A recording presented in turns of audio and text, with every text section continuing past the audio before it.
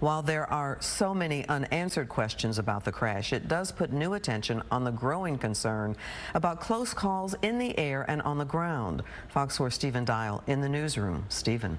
Definitely a heartbreaking story, and pilots call near misses a loss in separation in the air, and that could be caused by multiple factors like weather, miscommunication with air traffic control, or the pilot being distracted. It will take time for investigators to determine what exactly went wrong, causing a military helicopter and a commercial plane to collide near Reagan National Airport. An aviation accident is very unusual in the United States, and our heartfelt sorrow goes out to everyone that's affected. 67 people are presumed dead, including passengers, crew, and military members. Both the helicopter and the plane crashed in the river. It's unclear if the Black Hawk helicopter or American Eagle pilots saw each other in the final moments.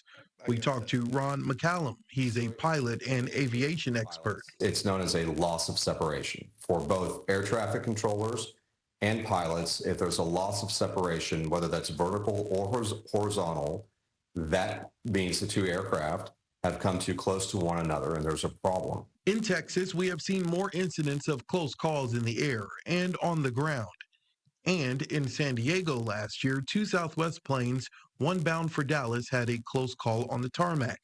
Back in 2023, while planes circled DFW Airport during bad weather, there was a close call involving 3 aircraft.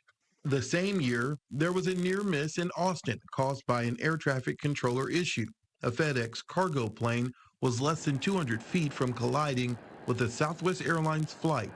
With these incidents in mind, McCallum highlighted the importance of pilot awareness. Causality can be as simple as somebody not paying attention on a crystal clear blue day, like what tomorrow may bring, and they're simply focused on something else, not flying or not checking the surrounding environment to make sure that even though they are not under control of air traffic control or a tower, they have a duty for safety purposes to make sure that they see and avoid other aircraft. In regards to flying into Reagan National, McCallum told us that focus is even more critical because of how busy that flight path is with air traffic and navigating around monuments and government buildings. DC is a very, very high workload and intense airport to fly into. And let's not forget, there are 3 other major airports within 20 miles of Reagan.